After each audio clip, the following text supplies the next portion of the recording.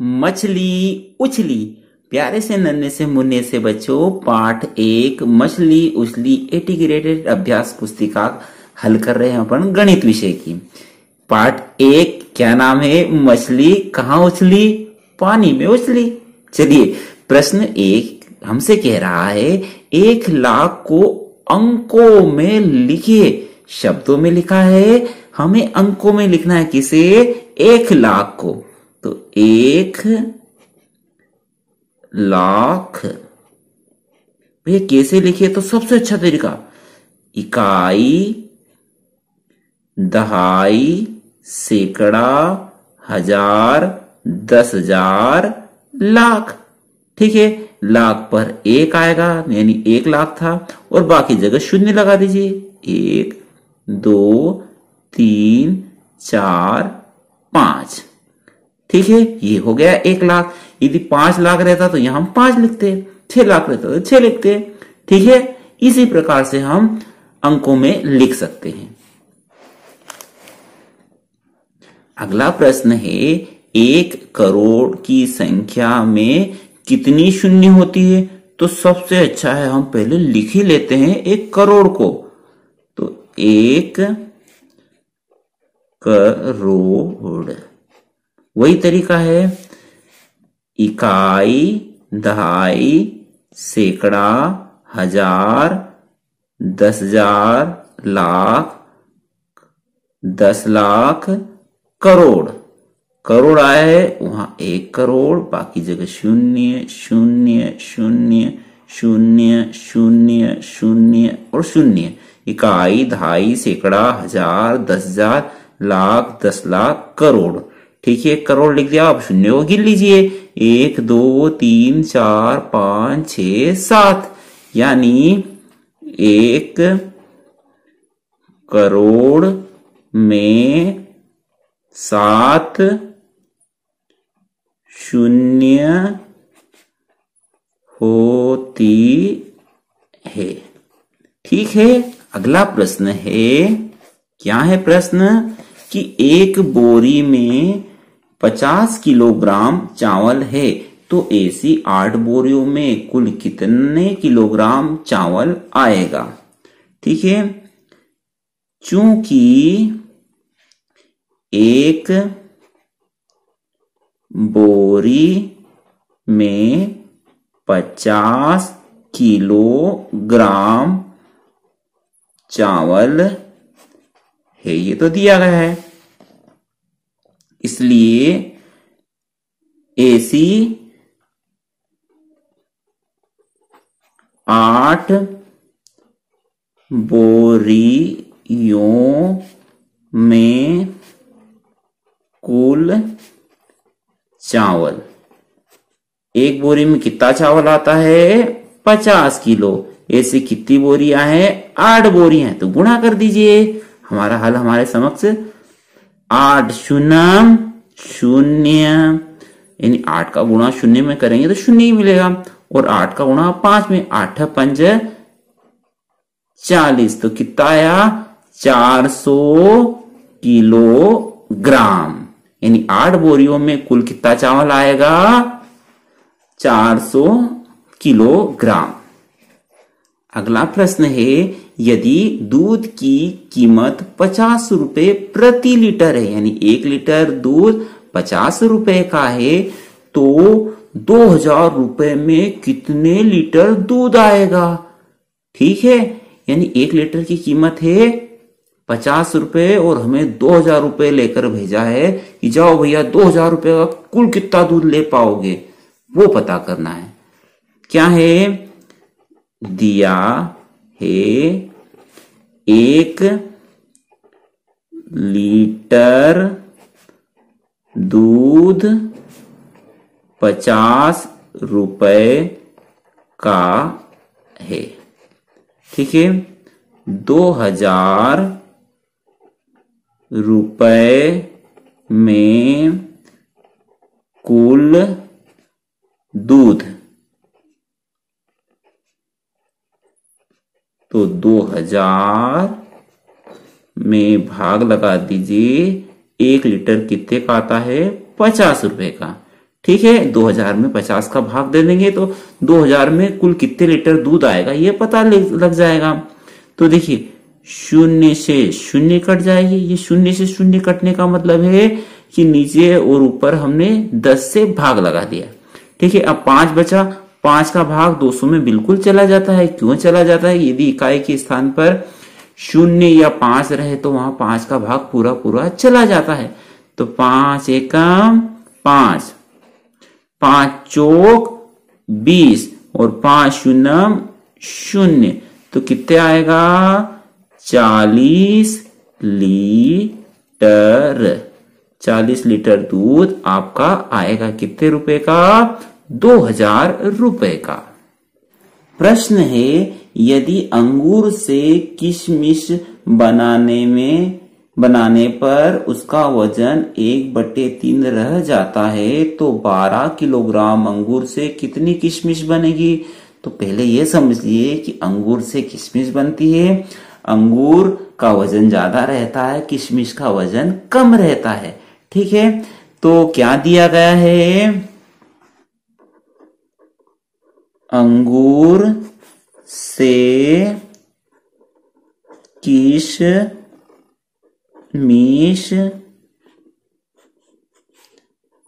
बनने पर उसका वजन 1/3 रहता है ना। अतः 12 किलोग्राम अंगूर से प्राप्त किशमिश,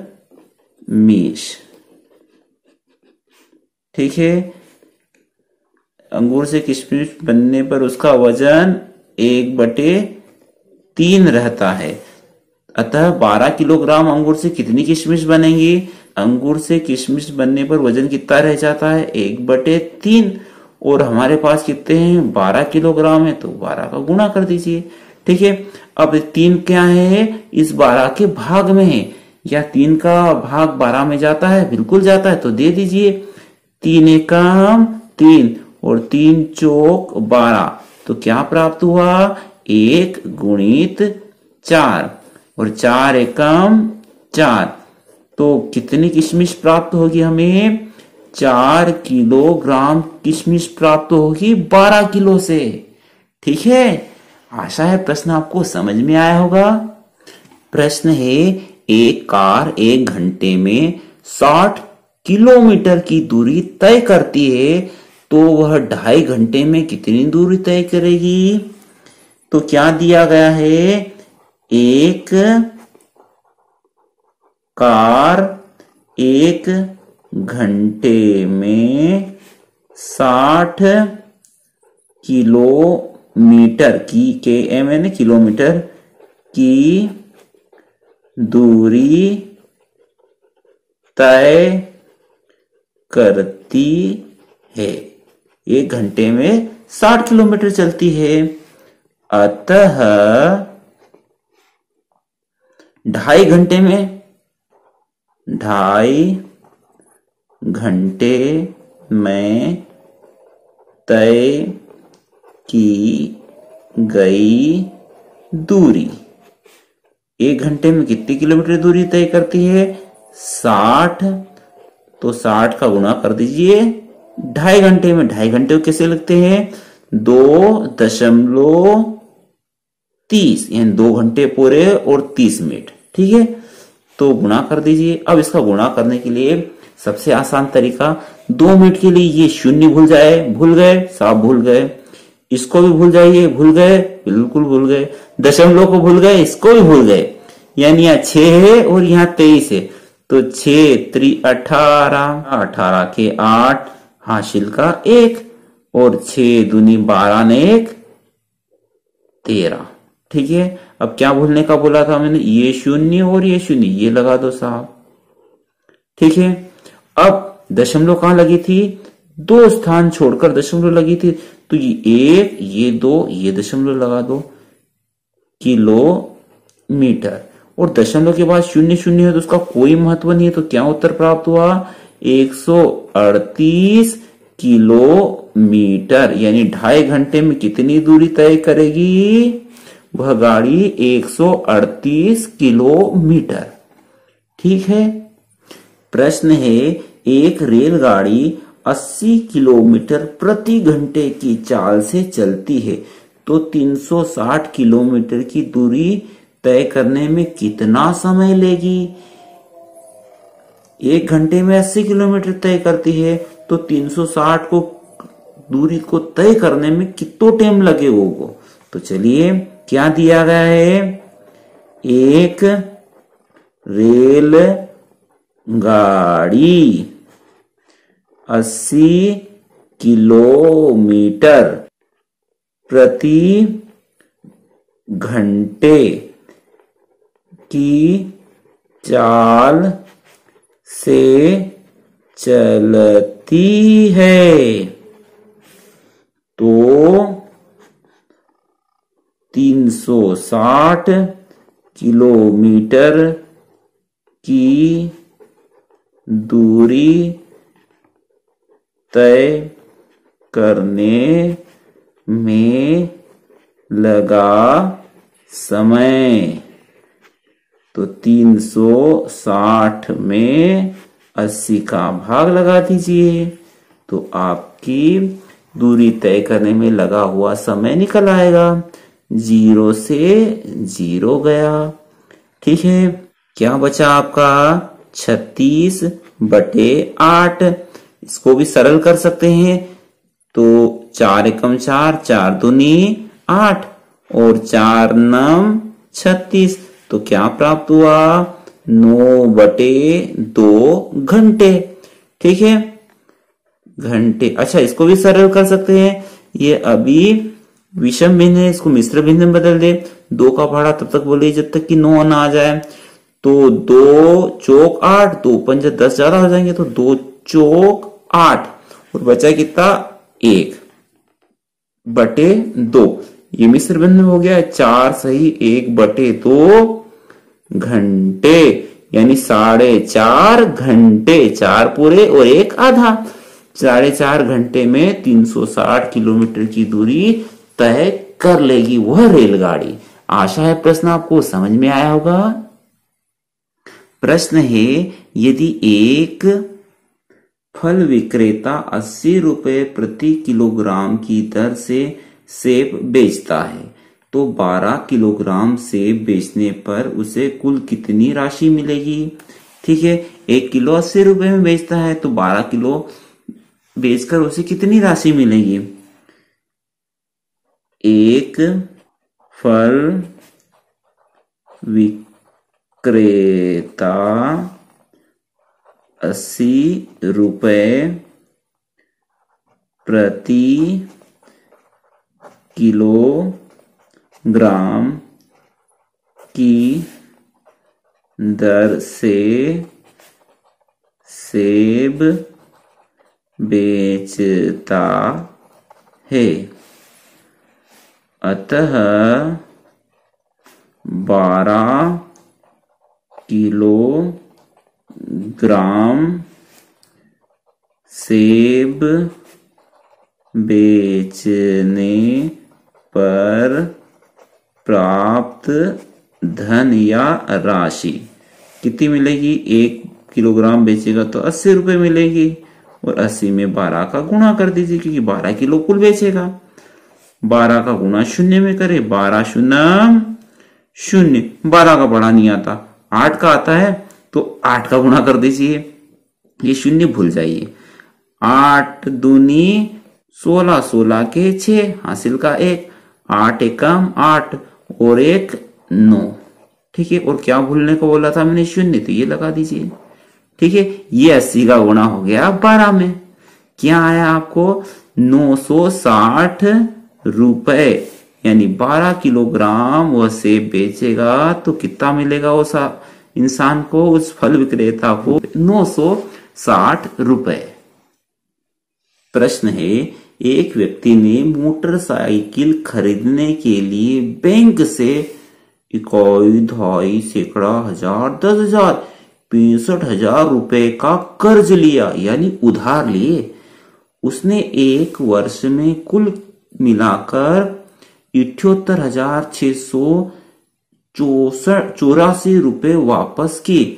बताइए उसने हर महीने कितने पैसे वापस किए। तो देखिए उसने इतने रुपए उधार लिए और एक साल में 78,684 रुपए कुल वापस कर दिए, यानी हर महीने उसने कितने रुपए दिए, यानी 78,684 को 12 महीनों में बांट देते हैं तो प्रत्येक महीने वो कितने वापस रुपए दिए वह पता चल जाएगा। हर महीने वापस दिए गए रुपए। वैसे ये प्रश्न थोड़ा सा कंफ्यूज करता है, यानी 78,684 में 12 का भाग लगा देंगे। कुल मिला के कितने रुपए दिए थे एक साल में होते 12 महीने, तो 12 से भाग लगाते थे। चलो 12 का भाग इसमें जाए या न जाए ये तो पता नहीं, लेकिन ये सम संख्या है, 2 का भाग नीचे और ऊपर तो चला जाएगा, तो 2 से ही दे दीजिए। 2 छंग 12। अब देखिए 2 का भाग दिया, साथ में 2 तिया 6, 3 बार जाएगा, बचेगा 1, यहां हो जाएंगे 18।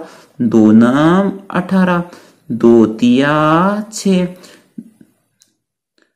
2 चौक 8 और 2 दूनी 4, तो क्या बचा 39,342 बटे 6। फिर से 2 का भाग लगा दीजिए, 2 तिया 6, 2 एकम 2 थे कितने यहाँ पर 3, यहां से बचाएगा 1 तो 19 हो जाएगा। ठीक है, 2 28 और 2 नाम 18, बचेगा 1, 13 हो जाएंगे। 2 छंग 12, फिर बचेगा 1, 14 हो जाएंगे। 2 सत्ती 14 और 2 एकम 2, क्या बचा बेटा 19,671 बटे 3। अब 3 का भाग जाता है यह न जाता है, इसके लिए क्या करते हैं, इनका बीजांग निकाल लो, पता चल जाएगा कि 3 का भाग पूरा पूरा जा रहा है कि नहीं जा रहा है। 1 और 9 10, 10 और 6 16, 16 और 7 23 और 1 24, इन्हें चला जाएगा। 3 एकम 3, 3 छंग 18, बचेगा 1, हो जाएंगे 16, 16 3 5 15, बचेगा 1, हो जाएंगे 17, 3 5 15, बचेंगे 2, 21 होना, 3 7 21, तो क्या आया आपका 6,557 रुपए वह हर महीने लौटाएगा, तब जाकर पूरे साल में उसके रुपए हो जाएंगे 78,684। प्रश्न है, लड्डू की कीमत 200 रुपए प्रति किलोग्राम है, यानी 1 किलो कितना का एरिया है लड्डू 200 रुपए का, और बर्फी की कीमत 400 रुपए प्रति किलोग्राम है। लड्डू आ रहे हैं 200 रुपए के, बर्फी आ रही है 400 रुपए की। ठीक है, राजू के पास 800 रुपए हैं, उसमें से वह 1/4 लड्डू खरीदता है और 3/4 बर्फी, यानी 1/4 तो वह लड्डू खरीदता है और 3/4 बर्फी खरीदता है। तो दिए गए प्रश्नों का हल करना है। उसने कितनी किलोग्राम लड्डू खरीदे, ठीक है, तो भैया उसके पास कितने पैसे थे 800 रुपए थे 800 रुपए, और 800 रुपए में से कितने रुपए के उसने लड्डू खरीदे 1/4 रुपए के, यानी 1/4 रुपए के। ठीक है, कुल उसके पास 800 रुपए थे, उसमें से इन रुपए का 1/4 भाग लड्डू खरीदा, तो 1/4 यानी 1/4 और 4 से भाग लगा दीजिए। 4 एकम 4 और 4 दूनी 8, 4 शून्य 0, 4 शून्य 0, तो कितने आएगा 200 रुपए। 200 रुपए के लड्डू खरीदे, तो 200 रुपए के लड्डू खरीदे, उसने कितने किलोग्राम का है? 200 रुपए के लड्डू खरीदे और लड्डू की कीमत कितनी है? 200 रुपए। यानी 200 रुपए के 200 रुपए के लड्डू खरीदे, 200 रुपए के कितने लड्डू आएंगे? 1 किलोग्राम। यानी 1 किलोग्राम लड्डू खरीदे। ठीक है, ये पहले प्रश्न का हमारा हल है। अब दूसरा प्रश्न क्या पूछा है? उसने कितने किलोग्राम बर्फी खरीदी? ठीक है, कुल कितने रुपए थे उसके पास? 800 रुपए थे। और 800 रुपए का बर्फी कितनी खरीदी उसने? 3/4 रुपए की, यानी 3/4। ठीक है, 4 से भाग ऊपर लगा दीजिए। 4 एकम 4, 4 दूनी 8, 4 शून्य 0, 4 शून्य 0।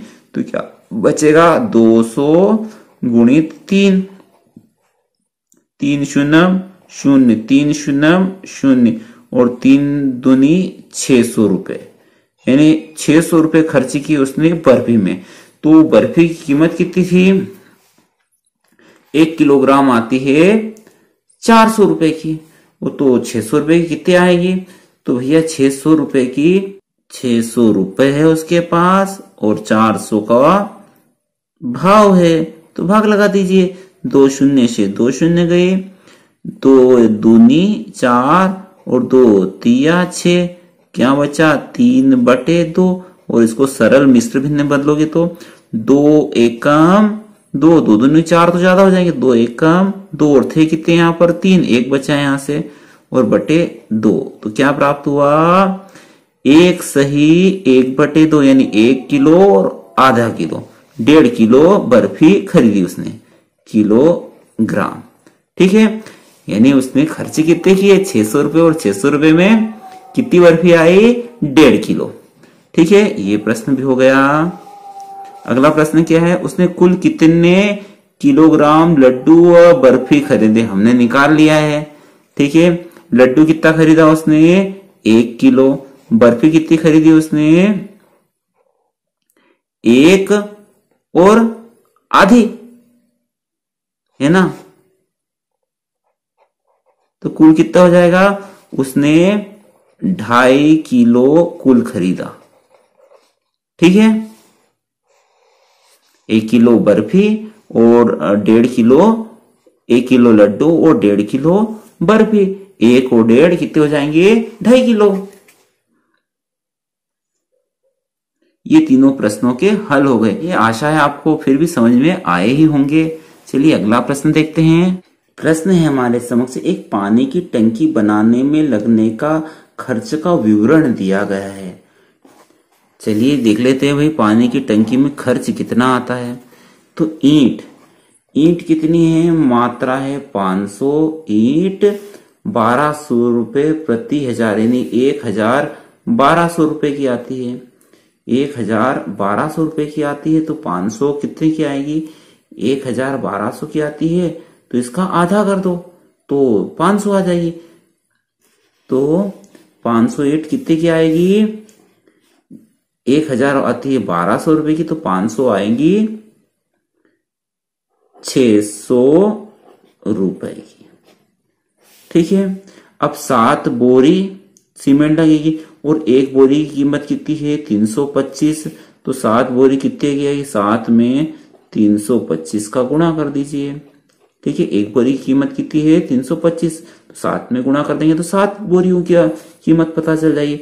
तो 7 का गुणा करेंगे तो 7 5 35, 35 के 5 हासिल के 3, 7 दूनी 14, 14 और 3 17, 17 के 7 हासिल का 1 और 7 21, 21 और 1 22। कितना आया? 2275 रुपए।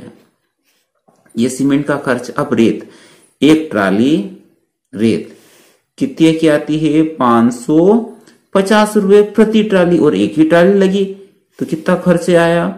5500 रुपए। 1 ट्राली की कीमत 5500 है और 1 ही ट्राली लगी।